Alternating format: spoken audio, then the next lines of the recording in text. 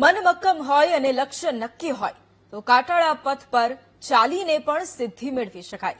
એક ગરીબ મા બાપની દીકરી વૈજ્ઞાનિક બને તેનું ભાગ્ય જ કોઈને માન્યામાં આવતું હશે, પરંતુ આણંદની એકતાએ આ અનોખી સિદ્ધિ મેળવી છે.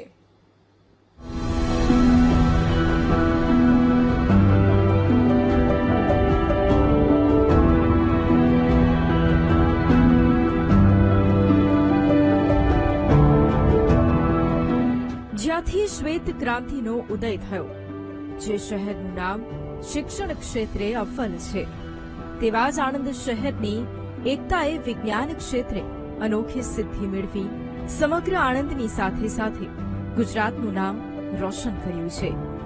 રાષ્ટ્રીય વિજ્ઞાન દિવસે આણંદની એકતા શાહે અંતરિક્ષમાં 6 નવા આકાશગંગા સમૂહો શોધી કાઢ્યા.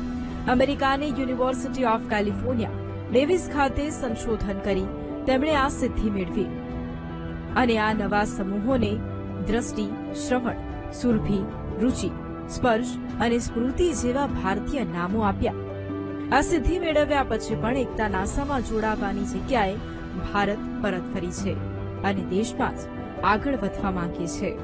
ઇન્ટરનેશનલ જર્નલ્સમાં મારા રિસર્ચ પેપર્સ પબ્લિશ થયા, રિવ્યુઅર છું, તો એ જે ઘણું રિસર્ચ છે હું અહીંયાથી બી કરી શકું છું. અહીંયાથી મેં હવાઈના ટેલિસ્કોપ્સ કંટ્રોલ કરેલા છે, તો એ એસ્પેક્ટ મારી લાઈફમાં કન્ટિન્યુઅસ છે. એની માટે મારે ત્યાં રહેવાની જરૂર નથી.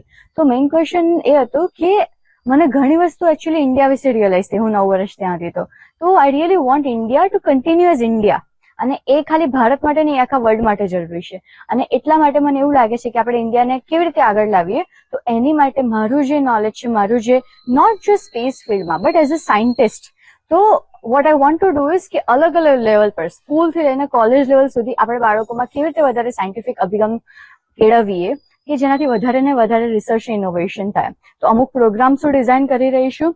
એકતાની કહાની એટલા માટે અનોખી છે કારણ કે એકતા આણંદના એક સામાન્ય સેલ્સમેન અર્જુનભાઈ અને સીવણકામ કરતા લતાબેનની દીકરી છે. તેમનો પરિવાર આણંદમાં એક એનઆરઆઈ બંગલાના સર્વન્ટ ક્વાર્ટરમાં 13x13ની ઓરડીમાં રહે છે. ગુજરાતી માધ્યમમાં અભ્યાસ કરનાર એકતાએ સાબિત કર્યું છે કે વૈજ્ઞાનિક બનવા માટે ભાષા કે આર્થિક સ્થિતિ અવરોધ બનતી નથી. 10મામાં જયારે મને ખબર પડી કે અમદાવાદની કોઈ સ્કૂલ છે એ એમના સ્ટુડન્ટોને નાસાની ટૂર કરાવે છે, તો હું ત્યાં પહોંચી ગયો. તો એ લોકોએ કીધું કે ભાઈ ફક્ત અમે અમારા સ્ટુડન્ટોને જ અમે નાસાનું એ કરાવી છે. મારી દીકરીને આવીને વાત કરી. દીકરીએ એ જ વખતે કીધું, પપ્પા ટેન્શન શું કરો છો? અમારી જોડે અહીંયા આગળ એક કબાટ હતું, એની પર એને ચોકથી નાસા એ વખતે લખી દીધું હતું.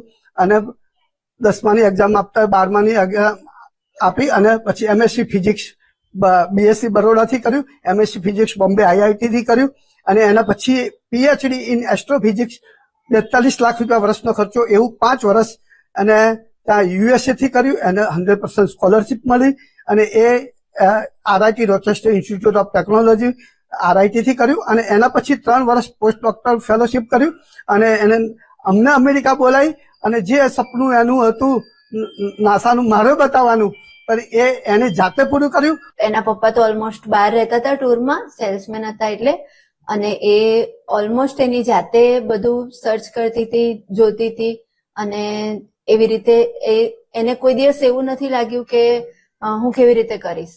એની ઝંખનાને લીધે એ એની જાતે જ બધું કરતી ગઈ, કોઈના ગાઈડન્સ વગર.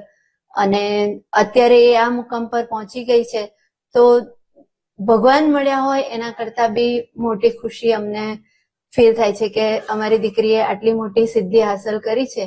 હાલમાં એકતા નાસાની સબ્જેક્ટ એક્સપોર્ટ પેનલમાં સામેલ છે. અમેરિકામાં શ્રેષ્ઠ તકો હોવા છતાં તેઓ ભારત પરત ફર્યા છે અને આણંદથી જ પોતાનું રિસર્ચ કાર્ય ચાલુ રાખ્યું છે. Ghanshyam Patel, BTV news, Anand.